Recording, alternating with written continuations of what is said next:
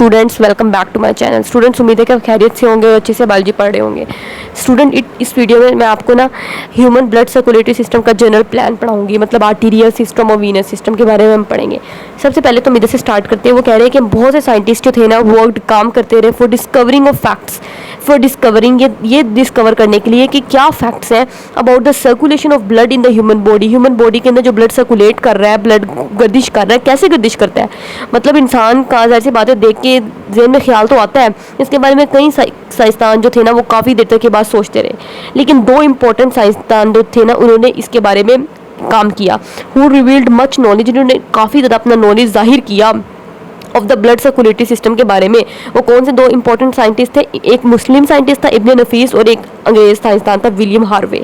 इब्न नफीस जो थे ना मुस्लिम साइंटिस्ट थे, एक फिजिशियन था, एक डॉक्टर था, and is honoured as the first scientist. और इसको ऑनर किया जाता है कि ये पहला साइंसदान था वो describe the pathway of the blood circulation, जिसने ब्लड सर्कुलेशन के पाथवे के बारे में बताया कि खून कैसे गर्दिश करता है, किस किस रास्ते से खून जाता है, एओर्टा से ब्लड निकलता है, फिर कहाँ पे ब्लड जाता है, सब कुछ इसने इब्न नफीस ने बताया था कि पहला साइंटिस्ट है। ठीक है, विलियम हार्वे ने क्या बताया था? एच से हार्वे और एच से हार्ट, इसने हार्ट के बारे में खास तौर पर बताया था। इसने ना पंपिंग एक्शन ऑफ हार्ट, इसने हार्ट के पंपिंग एक्शन के बारे में बताया कि ये जो हार्ट है ये जो हार्ट है ये कैसे ब्लड को पंप करता है। ठीक हो गया, ये हम पीछे कंप्लीटली पढ़ चुके हैं कि हार्ट ने कैसे ब्लड को पंप करना है, उसके बारे में विलियम हार्वे ने बताया था। And pathway of blood in major arteries and veins, और मेजर आर्टरीज और वेन्स के अंदर क्या पाथवे ऑफ ब्लड है, कैसे ब्लड जा रहा है, कैसे ये वेन्स के जरिए से वापस आ रहा है, ये भी विलियम हार्वे ने बताया था। ठीक हो गया। अच्छा, अब हम पढ़ते हैं आर्टीरियल सिस्टम के बारे में। आर्टीरियल सिस्टम को ना, ये जो आर्टरीज होती है ना, इनके अंदर कौन सा ब्लड होता है? सारी की सारी बॉडी की आर्टरीज के अंदर ना ऑक्सीजनेटेड ब्लड होता है। पहले मैं आपको थोड़ा सा समझा दूँ ये ऑक्सीजनेटेड ब्लड और डीऑक्सीजनेटेड ब्लड की क्या साइंस है, ताकि आपको जब मैं कहूँ ऑक्सीजनेटेड ब्लड तो आपको समझ आ जाए। ये देखिए, ये बॉडी, आपको पता है पूरी बॉडी हमारी सेल से मिलकर बनी हुई है। ठीक है, अब ये बॉडी के सेल्स हैं, सेल्स मिलकर टिश्यूज बना रहे होते हैं। चलो, ये कोई भी बॉडी का टिश्यू है, सपोज कर लो। ठीक है, सपोज कर लो ये कोई भी बॉडी का टिश्यू है। अब ये सेल्स हैं टिश्यू के अंदर, ये जो सेल्स है ना, अब आपको पता है हर एक सेल्स को अपने वर्किंग के लिए ग्लूकोज चाहिए, ऑक्सीजन चाहिए। सेल का करेगा, ऑक्सीजन इस्तेमाल करेगा, ऑक्सीजन से ग्लूकोज को तोड़ेगा और एनर्जी निकलेगी एटीपी, और उस एनर्जी को इस्तेमाल करके अपनी एक्टिविटीज़ परफॉर्म करना शुरू कर देगा। अब ये डिपेंड करता है कौन सा सेल है। अगर ये तो ब्रेन सेल हुए तो इन्होंने उस एनर्जी को इस्तेमाल करना है ब्रेन के फंक्शनिंग के लिए। अगर ये मसल सेल हुए तो इन्होंने उस एनर्जी को इस्तेमाल करना है मसल को कॉन्ट्रैक्ट रिलैक्स करवाना है। तो ये मुख्तलिफ सेल्स की मुख्तलिफ काम होते हैं, लेकिन एटीपी तमाम सेल इस्तेमाल करते हैं, एटीपी को इस्तेमाल करते हैं। ठीक हो गया। इस सेल ने क्या किया? ये आर्टरी है, आर्टरी के अंदर ना ऑक्सीजनेटेड ब्लड होता है। ऑक्सीजनेटेड ब्लड का मतलब है कि ब्लड के अंदर ना ऑक्सीजन है, ऑक्सीजन ज़्यादा है। ऑक्सीजनेटेड का मतलब है ऑक्सीजन वाला ब्लड, मतलब ज़्यादा ऑक्सीजन है और ब्लड के अंदर ग्लूकोज भी है। ये ब्लड अब आएगा जब आपको पता है कि ऑर्गन के अंदर जब भी आर्टरी एंटर करती है आर्टरियोल बन जाती है, और जब वो फिर टिश्यू के अंदर जाती है तो वो आर्टरियोल कैपिलरीज बन जाती हैं। ये आप पीछे पढ़ चुके हैं, ब्लड वेसल वाले टॉपिक में मैंने आपको कंप्लीटली पढ़ाया था। अब टिश्यू के अंदर आके कैपिलरी बन चुकी है। कैपिलरी के अंदर ऑक्सीजन और ग्लूकोज मौजूद था, क्योंकि आर्टरी के अंदर ऑक्सीजन और ग्लूकोज था तो वो ऑक्सीजन और ग्लूकोज यहाँ पे आ गया। अभी इसके अंदर ऑक्सीजन और ग्लूकोज था, यहाँ से ऑक्सीजन और ग्लूकोज निकला, कैपिलरी की बहुत पतली पतली दीवारें होती है वहाँ से, और निकल के ये जो येलो वाला होता है ना, इसको कहते हैं टिश्यू फ्लूइड। इस टिश्यू फ्लूइड के अंदर चला गया और टिश्यू फ्लूइड से सेल के पास चला गया। सेल ने क्या किया? इस ऑक्सीजन को इस्तेमाल कर लिया और ये जो ग्लूकोज थी इसको भी इस्तेमाल कर लिया। ऑक्सीजन की मदद से ग्लूकोज को तोड़ा और तोड़ के एटीपी एनर्जी बना ली।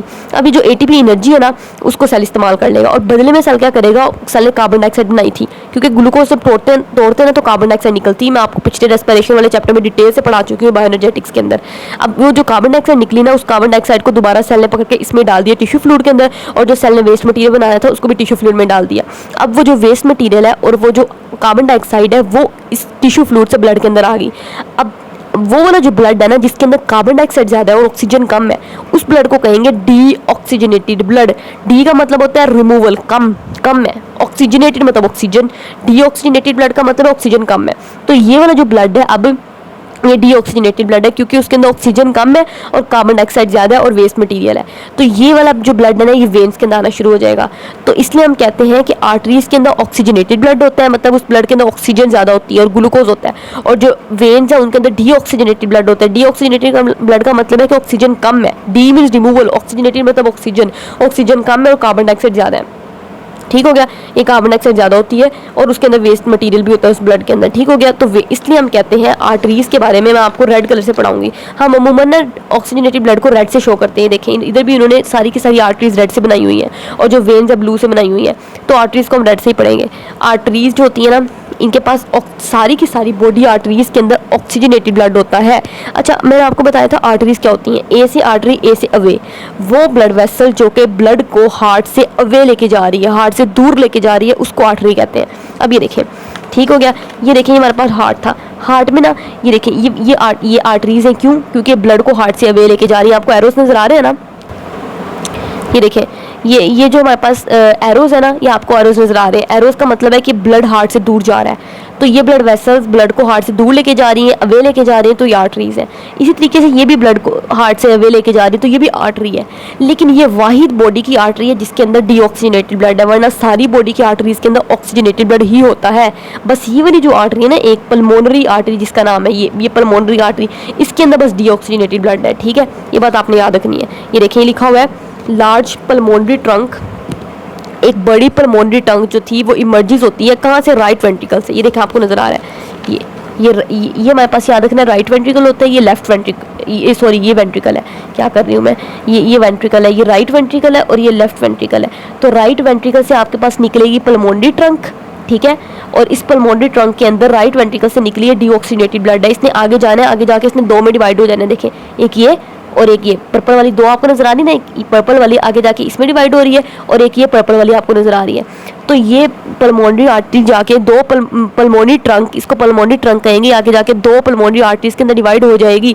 एक पल्मोनरी आर्टरी इस लंग में चली जाएगी और एक इस लंग में चली जाएगी। और इसके पास डीऑक्सीजनेटेड ब्लड है, इसने इस लंग को जाके डीऑक्सीजनेटेड ब्लड दे दिया और इस पल्मोनरी आर्टरी ने इस लंग को डीऑक्सीजनेटेड ब्लड दे दिया।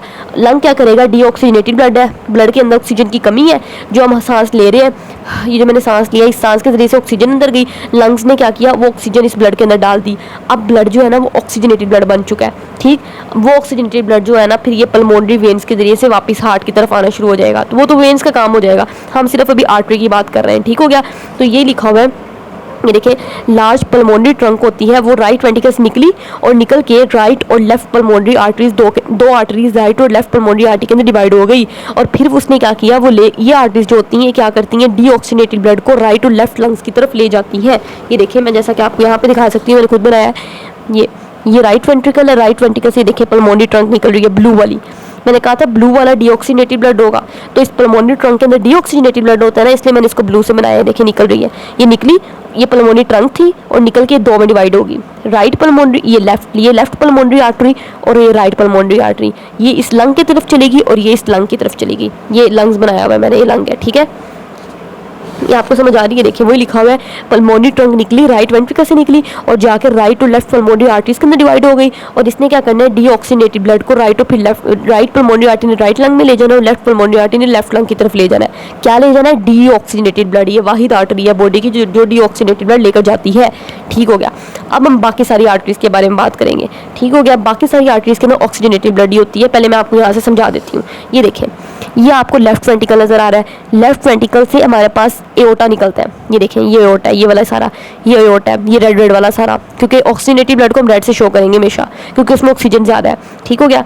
तो ये देखें ये लेफ्ट वेंट्रिकल है, लेफ्ट वेंट्रिकल से आपको नजर आ रहा है एओर्टा निकल रही है, ये एओर्टा है। एओर्टा जब ये एओर्टा निकलता है ना लेफ्ट वेंट्रिकल से, तो इसने एओर्टिक आर्च बनानी है। ये आर्च है, जिस तरह मेहराब नहीं होता उस तरह का स्ट्रक्चर है, ये एओर्टिक आर्च है। फिर एओर्टिक आर्च जो होती है ये लेफ्ट साइड है, ये मेरी राइट साइड बनती है, लेकिन मैं अपनी राइट साइड की बात नहीं करती, जो मेरे सामने पर्सन बैठा होता है उसकी लेफ्ट साइड बनती है। जिस तरह कि आप देख लें, अगर आपके सामने कोई शख्स बैठा होगा ना, तो जो आपकी राइट साइड होगी उसकी लेफ्ट साइड होगी। तो हम अपनी बात नहीं करते, हम सामने वाले बैठे बंदे को पढ़ रहे हैं, हम सामने जो हमारे पेशेंट बैठा है उसको पढ़ रहे हैं, ठीक है। तो सामने जो बंदा बैठा है उसकी वो लेफ्ट साइड बनती है, इसलिए मैं इसको लेफ्ट साइड कह रही हूँ, ठीक है। ये देखें ये एओर्टिक आर्च आई, ये लेफ्ट साइड पे गई, लेफ्ट साइड पे आके नीचे कर्व हो गई। पहले ऐसे आई, ऐसे आके इसने ऊपर आर्च की तरह शक्ल बनाई। ये देखें पहले ऐसे आई, फिर इसने आर्च की तरह ऊपर ऐसे करके तीन आर्च लाइक स्ट्रक्चर बनाया, फिर ये नीचे की तरफ आ गई, लेफ्ट साइड पे आ गई। अब ये नीचे की तरफ आई जा रहा है, ये देखें ये जो एओर्टा है नीचे की तरफ आ रहा है और ये नीचे आ रहा है, ठीक है। ये हार्ट के पीछे से गुजर के नीचे की तरफ आ रहा है एओर्टा, ये सारा। अब एओर्टा जो है ना, ये देखें ये ह्यूमन बॉडी दिखाया हुआ इन्होंने।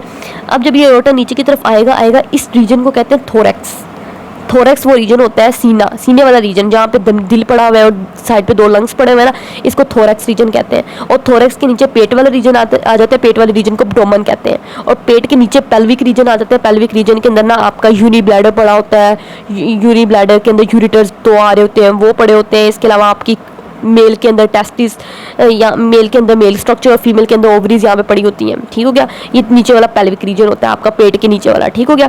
अच्छा, अब ये जो थोरैक्स है ना, यहाँ पे जब ये अयोटा नीचे की तरफ आएगा थोरैक्स के अंदर हम उस अयोटा को कहेंगे डोर्सल अयोटा। ये देखिए, ये आपको नजर नहीं आ रहा यहाँ पे क्योंकि ये सामने की तरफ लीवर दिखाया हुआ है, तो लीवर के पीछे वो छुप गया अयोटा, ठीक है। तो लेकिन यहाँ से गुजर रहा है वो नीचे की तरफ, ठीक है। जिस तरह मैं आपको यहाँ पे मैंने लीवर नहीं दिखाया, लीवर मैंने गायब कर दिया, तो ये देखें आपको डोर्सल एओर्टा नजर आ रहा है। ये जो एओर्टा है ना, ये वही एओर्टा है जो नीचे की तरफ आया, और जब ये थोरैक्स के अंदर गुजरा, थोरैक्स मतलब जो सीने वाली जगह होती है, तो हम इस एओर्टा को डोर्सल एओर्टा का नाम दे देते हैं। फिर ये डोर्सल एओर्टा नीचे की तरफ आता रहता है, जैसे जैसे नीचे की तरफ आएगा ना, ये अपनी ब्रांचेस देता रहेगा। अब हम इस डोर्सल एओर्टा की उस ब्रांचेस के बारे में पढ़ेंगे जो ये अपनी मुख्तलिफ ब्रांचेस देता है, ठीक हो गया। ये देखें, इधर ये लिखा हुआ है, ये देखें, वो कहते हैं कि लेफ्ट द ऑक्सीजनेटेड ब्लड जो living the left ventricle of the heart, left ventricle of heart से जो ऑक्सीजनेटेड ब्लड लेके ब्लड वेसल निकल रही थी, वो कौन से निकल रही थी? वो एक लार्ज आर्टरी थी, उसका नाम था एओर्टा। मैंने जो भी आपको एओर्टा दिखाया, ये एओर्टा असेंड किया था, ऐसे करके था ना, ये एओर्टा ऐसे करके असेंड किया, ऊपर जा रहा है, ऊपर की तरफ चढ़ रहा है, और फिर इस एओर्टा ने एक एओर्टिक आर्च ऐसे की तरह ये एओर्टिक आर्च स्ट्रक्चर बना दिया था ऐसे करके, ठीक है। फिर एओर्टिक आर्च जो थी, ये जो एओर्टिक आर्च थी लेफ्ट साइड पे कर्व की थी, ये लेफ्ट साइड है ना, लेफ्ट साइड पे कर्व कर रही है एंड डिसेंड्स इंफीरियरली, और नीचे की तरफ आ रही है बॉडी के अंदर, ऐसे नीचे की तरफ आई जा रही है बॉडी के अंदर, ठीक है। और बॉडी के अंदर डिसेंड्स इंफीरियरली डिसेंड कर रही है बॉडी के अंदर, ये जो कर्व है वो नीचे की तरफ आ रही है, ठीक हो गया। अच्छा, अब ये जो एओर्टिक आर्च है ना, ये आपको नजर आ रहा है, ये एओर्टिक आर्च है, इससे 1 2 3 इसे 3 ब्रांचेस निकलती हैं, 1 2 3। ये ऊपर की तरफ है ना, तो इन्होंने जो बॉडी के आपके ऊपर वाले स्ट्रक्चर है ना, आपकी बॉडी के ऊपर क्या क्या स्ट्रक्चर है, आपका सर है, ठीक, जिसको हेड कहते हैं, आपके कंधे हैं जिसको शोल्डर कहते हैं, आपको बाजू हैं जिसको आर्म कहते हैं, आपके बॉडी के ऊपर वाले पार्ट में यही स्ट्रक्चर है ना। तो इन 3 ब्रांचेस ने उन पार्ट्स को ब्लड सप्लाई देनी होती है। इसने लाइक हेड को ब्लड सप्लाई दे दी, इसने शोल्डर को दे दी, दोनों कंधों को, इसने आपके दोनों बाजू को ब्लड सप्लाई दे दी, ठीक हो गया। इस तरह करके ये जो 3 from the upper surface of aortic arch के ऊपर सरफेस से 3 आर्टरीज निकलती हैं, और वो आर्टरीज आपको ब्लड सप्लाई करती हैं हेड को, शोल्डर्स को और आर्म्स को, ठीक हो गया। जो स्ट्रक्चर आपके ऊपर है ना, आपका सर, आपके कंधे, आपके बाजू, उनको ब्लड सप्लाई कर देगी। अब उनकी बात खत्म होगी, अब एओर्टा नीचे आना शुरू हो गया, थोरैक्स में आया एओर्टा। ये देखें, एओर्टा पहले ये एओर्टा था, ये पहले ऊपर की तरफ जा रहा है, ऊपर की तरफ उसने ब्रांचेस दी, और वो ब्रांचेस देखेंगे ये हेड की तरफ जा रही हैं आर्टरीज, इसी तरीके से आर्टरीज ये आर्म की तरफ जा रही हैं, तो 3 आर्टरीज निकलेंगी, वो हेड, आर्म और शोल्डर को ब्लड सप्लाई कर देंगी। अब ये एओर्टा नीचे की तरफ आना शुरू हो जाएगा, नीचे की तरफ आएगा, तो जब ये एओर्टा थोरैक्स के अंदर, ये सीने के अंदर आएगा ना, तो हम इसको कहेंगे ये डोर्सल एओर्टा है। ये देखें, ये एओर्टा थोरैक्स में आ रहा था, थोरैक्स में, ठीक है, तो इसको डोर्सल एओर्टा का नाम दे दिया। ये देखें, as aorta passes down the thorax, जब एओर्टा थोरैक्स में आता है तो हम इसको डोर्सल एओर्टा कहना शुरू कर देते हैं, ठीक हो गया। अच्छा स्टूडेंट्स, ये देखें, डोर्सल एओर्टा बन गया। जब ये एओर्टा थोरैक्स में आया, आपके सीने में आया, तो उसको हमने डोर्सल एओर्टा का नाम दे दिया, बात खत्म होगी। डोर्सल एओर्टा कुछ भी नहीं है, बस यही है, जब वो थोरैक्स में आता है तो उसका नाम ही बस बदला है। अब डोर्सल एओर्टा जो है ना, जब वो यहाँ पे आएगा तो अपनी डिफरेंट ब्रांचेस देता जाएगा, जैसा कि आपको नजर आता है ये वाले रीजन के अंदर पसनी आपको नजर आती है, रिब्स, इस तरह करके रिब्स होती हैं। ये देखें, ये रिब्स है, ये दरमियान में स्टर्नम बोन होती है और इसके साथ ऐसे करके रिब्स लगी होती है। रिब्स पीछे जाके ना वर्टिब्री, आपकी पीछे रीढ़ की हड्डी होती है, उसके साथ जाके अटैच होती हैं, ठीक है। अब ये ग्रीन वाली रिब्स है, ये ग्रीन वाली रिब्स है। रिब्स के दरमियान में येलो पोर्शन आपको नजर आ रहा है, इसको कहते हैं इंटरकोस्टल मसल्स। ये येलो वाले, ये इंटरकोस्टल मसल्स होते हैं, रिब्स के दरमियान में लगे होते हैं, ठीक हो गया। अच्छा, अब जो ये देखो, ये जो डोर्सल एओर्टा है ना, ये जा रहा है, ये डोर्सल एओर्टा ने यहाँ सबसे पहले, जाहिर सी बात है, इसका फर्ज बनता है कि यहाँ पे पहले ब्लड सप्लाई दे, क्योंकि यहीं से ही जा रहा है। तो यहाँ पे आर्टरीज, ये रिब्स मौजूद है, तो रिब्स के दरमियान में इंटरकोस्टल मसल्स होते हैं, तो जो आर्टरीज जाती हैं इसलिए उनको इंटरकोस्टल आर्टरीज कहते हैं, ठीक है। तो डोर्सल एओर्टा ने जो रिब्स को, यहाँ पे जो पसलियाँ थी उनको जो ब्लड सप्लाई दी, उनको कहते हैं इंटरकोस्टल आर्टरीज। ये देखें, सेवरल इंटरकोस्टल आर्टरीज ब्लड को सप्लाई करती हैं टू द रिब्स को, ठीक हो गया। आगे अब ये नीचे आ जाओ, थोरैक्स से नीचे आप आ जाओ, थोरैक्स से नीचे पेट में आ जाओगे, तो पेट में आपको स्टमक मिलेगा, स्मॉल इंटेस्टाइन मिलेगी, लार्ज इंटेस्टाइन मिलेगी, जो कि डाइजेस्टिव ट्रैक्ट बनाती हैं आपको। डाइजेस्टिव ट्रैक्ट क्या होता है? वो तमाम रास्ता जहाँ से आपका खाना गुजर के जा रहा है उसको डाइजेस्टिव ट्रैक्ट कहते हैं। तो उस डाइजेस्टिव ट्रैक्ट को भी तो ब्लड सप्लाई चाहिए ना, तो डाइजेस्टिव ट्रैक्ट को ब्लड सप्लाई कौन देगा? सीलियक आर्टरी और सुपीरियर मेसेंटेरिक आर्टरी। देखें, सीलिक सीसी, सुपीरियर सी वाली आवाज़ आ रही है, सीन वाली आवाज़ आ रही है ना, तो सीलिक और सुपीरियर मेसेंटेरिक आर्टरी इन्होंने ब्लड सप्लाई देनी है आपके डाइजेस्टिव ट्रैक्ट को। डाइजेस्टिव ट्रैक्ट में stomach, small intestine, large intestine इनको दे देनी है। ठीक, अब देखिए यहीं पे पेट में एक साइड पे अगर लीवर भी इतना बड़ा आपको नजर आ रहा है, तो इस लीवर को ब्लड सप्लाई देती है हिपैटिक आर्टरी। जहाँ पे हिपैटिक का लफ्ज़ आ जाए ना, उसका मतलब लीवर है। हिपैटिक का मतलब लीवर और रीनल का मतलब किडनी, ये बात आपने रट लेनी है। ठीक, तो यहाँ पे फिर लीवर को भी ब्लड सप्लाई देना जरूरी थी, तो लीवर को ब्लड सप्लाई दे रही हिपैटिक आर्टरी ने। ठीक हो गया। उसके बाद क्या है, अब इन्हीं के नीचे देखो, यहीं पे आपको किडनी में नजर आ रही पड़ी हुई, किडनी को भी ब्लड सप्लाई चाहिए, तो रीनल आर्टरीज, दो किडनीज होती है ना, तो दो ही रीनल आर्टरीज होंगी, तो इसलिए इन्होंने लिखा हुआ पेयर ऑफ रीनल आर्टरीज जो होती हैं, इन्होंने किडनीज को ब्लड सप्लाई दे देनी है। ठीक हो गया। फिर देखें किडनीज के नीचे ना, अगर तो मेल है तो मेल गोनैड्स होंगे, फीमेल है तो फीमेल गोनैड्स होंगे। फीमेल गोनैड्स के अंदर ओवरीज आ जाती हैं, ये आपको हाई लेवल पे जाके पता लगेगा। मेल गोनैड्स में टेस्टिस आ जाती हैं, तो गोनैडल आर्टरीज ने गोनैड्स को ब्लड सप्लाई दे दी। ठीक हो गया। फिर क्या हुआ, अगर तो सुपीरियर मेसेंटेरिक आर्टरी आपने पढ़ी है, तो एक इंफीरियर मेसेंटेरिक आर्टरी भी होनी चाहिए ना, तो वो भी है एक। ये देखें, गोनैडल आर्टरीज के बिल्कुल नीचे इंफीरियर मेसेंटेरिक आर्टरीज होती हैं, इन्होंने ब्लड सप्लाई देनी होती है किनको, इंफीरियर मेसेंटेरिक आर्टरी ने। इंफीरियर मतलब नीचे वाला पार्ट, तो सबसे नीचे कौन से पार्ट आ जाते हैं, लार्ज इंटेस्टाइन और रेक्टम। रेक्टम वो जगह जहाँ पे आपके फीसिस स्टोर होते हैं। ठीक है, तो इंफीरियर मेसेंटेरिक आर्टरी ने ब्लड सप्लाई देनी है पार्ट ऑफ लार्ज इंटेस्टाइन के कुछ पार्ट को, रेक्टम को। ठीक, अब क्या होगा, एओर्टा सारी ब्लड सप्लाई दे दी, मतलब लीवर को भी दे दी, किडनी को भी दे दी, डाइजेस्टिव ट्रैक्ट को भी दे दी, लार्ज इंटेस्टाइन को भी दे दी, रेक्टम को भी दे दी। अब टांगों को ब्लड सप्लाई चाहिए, तो टांगों को ब्लड सप्लाई देने के लिए क्या होगा, ये देखिए, ये एओर्टा था, ये एओर्टा नीचे जा रहा था। जैसे ही टांगों में आया ना एओर्टा, तो एक दो एओर्टा की डिवीजन होगी, एक ये और एक ये। इसको कहते हैं common iliac artery. Iliac legs में जाएगी। आइलियक का लफ्ज़ हमेशा लेग्स के लिए है, मतलब लेग्स में। ठीक है, ये देखें कॉमन ये देखें एओर्टा डिवाइड होगा दो के अंदर, ये और ये लेफ्ट साइड पे है तो इसको लेफ्ट कहेंगे, राइट कहेंगे। ये लेफ्ट कॉमन आइलियक आर्टरी, ये राइट कॉमन आइलियक आर्टरी। ठीक होगी। फिर हर कॉमन आइलियक आर्टरी मजीद दो आइलियक आर्टरीज के अंदर डिवाइड होगी, ये देखें, ये और ये। इसको कहेंगे एक्सटर्नल आइलियक आर्टरी, बाई की तरफ जा रही है, और इसको अंदर की तरफ जा रही है, इसको कहेंगे इंटरनल आइलियक आर्टरी। ठीक, ये जो एक्सटर्नल आइलियक आर्टरी है ना, इसने आगे जाके, ये रेड वाली ही देखिए आगे जाके ऑरेंज वाली बन गई है, इसने आगे जाके एक्सटर्नल, ये रेड वाली जो एक्सटर्नल आइलियक आर्टरी थी, इसने आगे जाके क्या बन जाना है, ये देखिए जो एक्सटर्नल आइलियक आर्टरी है, इसने आगे जाके क्या बन जाना है, इसी ने आगे जाके फेमरल आर्टरी बन जाना है। फेमरल आर्टरी में ई आ रहा है ना, तो ई से एक्सटर्नल आइलिक आर्टरी, तो ये जो एक्सटर्नल आइलिक आर्टरी है वही आगे जाके फेमरल आर्टरी बन जाएगी। और फेमरल आर्टरी ना आपके पूरी नीचे ब्लड सप्लाई देनी है, लाइक आपका ये वाला जो रीजन होता है ना, इसको थाई रीजन कहते हैं, ये वाला थाई के बाद नीचे आपके आप हाथ लगाए, आपके घुटने आ जाते हैं, नीज आ जाती हैं, तो ये फेमरल आर्टरी ने मजीद फिर अपनी ब्रांचेस देते जाना है, और उन ब्रांचेस ने आपके ये थाई रीजन को ब्लड सप्लाई देनी है, आपके नीचे नीज होती है उनको ब्लड सप्लाई देनी है, और नीज के नीचे आपकी टांगे आ जाती है ना, लेग्स का आगे वाला पार्ट होता है, उसको कहते हैं शैंक, उस पार्ट को ब्लड सप्लाई देनी है। फेमरल आर्टरी नहीं देते जाना है पूरे टांग में। और फिर नीचे आपके एंकल आ जाता है, उसको दे देनी है, फिर आपका फुट पाँव आ जाता है, उसको ब्लड सप्लाई दे देनी है। ठीक हो गया। तो यही सब कुछ लिखा हुआ है, देखिए ये समझ आ गया आपको, कुछ भी नहीं लिखा हुआ। एओर्टा था, एओर्टा जैसे ही ये लेग्स वाले लेग के पास आया तो ये दो में डिवाइड हो गया, right common iliac artery, left common iliac artery.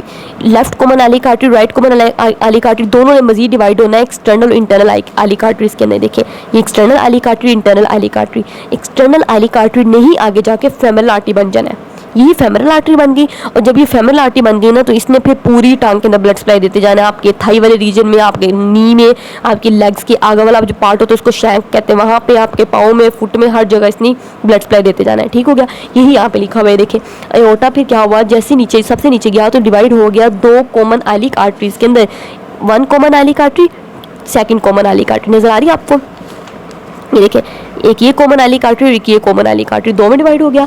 फिर क्या हुआ, ईच ऑफ विच मतलब हर कॉमन आइलिक आर्टरी मजीद डिवाइड हो जाती है एक इंटरनल आइलिक आर्टरी के अंदर और एक एक्सटर्नल आइलिक आर्टरी के अंदर। ये देखिए हर कॉमन आइलिक आर्टरी कॉमन थी ना, ये मजीद डिवाइड होगी इंटरनल आइलिक आर्टरी और एक्सटर्नल आइलिक आर्टरी के अंदर। ठीक हो गया।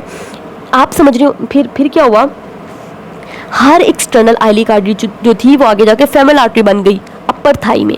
अपर थाई मतलब ये वाला जो होता है ना, इसी को अपर थाई कहते हैं, ये जो ऊपर वाला एरिया होता है। ठीक है। अच्छा ये देखिए हर एक्सटर्नल आइलिक आर्टरी फिर फेमरल आर्टरी बन गई और फेमरल आर्टरी ने फिर मजीद अपनी ब्रांचेस दे दी, किसको दे दी, थाई को ही, फिर थाई के नीचे नी आ जाती है, घुटनों को, फिर नी के नीचे लेग्स आ जाती हैं, लेग से शैंक को, फिर एंकल आ जाता है और फुट आ जाता है। इस पूरे को फेमरल आर्टरी अपनी ब्रांचेस देती जा रही है। ये इन्होंने बस यहाँ पे लिखा हुआ है। उम्मीद है कि आपको अच्छे से समझ आ गई होगी, इसमें कोई कन्फ्यूजन नहीं रही होगी। अब आप क्वेश्चन आपको शायद ये रेज होता हो कि इंटरनल आइलिक आर्टरी फिर कहाँ पर जाती है, इसके बारे में बुक वालों ने नहीं लिखा। इंटरनल आइलिक आर्टरी अलबत्ता जो होती है ना, आपके यहाँ पे पेल्विक एरिया होता है, पेल्विक एरिया, मैंने पेट के नीचे ना थोड़ा सा एरिया पेल्विक एरिया होता है जहाँ पे आपकी फीमेल में ओवरीज पड़ी होती हैं, ठीक है। इसके अलावा यहाँ पे यूनि ब्लैडर पड़ा होता है आपका, जिसमें यूरिन स्टोर होता है और यूरिथ्रा जहाँ से यूरिन निकलता है, यही सारी चीज़ें पेल्विक एरिया में पड़ी होती हैं, तो उनको फिर internal iliac artery blood supply देती है। ठीक हो गया, तो ये हमारा आर्टीरियल सर्कुलेशन खत्म हो गया। उम्मीद है कि आपको अच्छे से समझ आ गया होगा।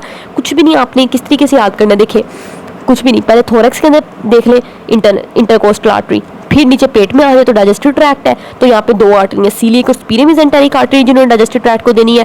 फिर लीवर नजर आ रहा है तो लीवर को हेपेटिक आर्टरी दे दें, फिर किडनी आ रही तो रीनल आर्टरी दे दें, गोनैड इसके नीचे होंगे तो गोनैडल आर्टरी, और फिर नीचे टांग में वो आर्टरीज बनवा देनी है। बस बात खत्म।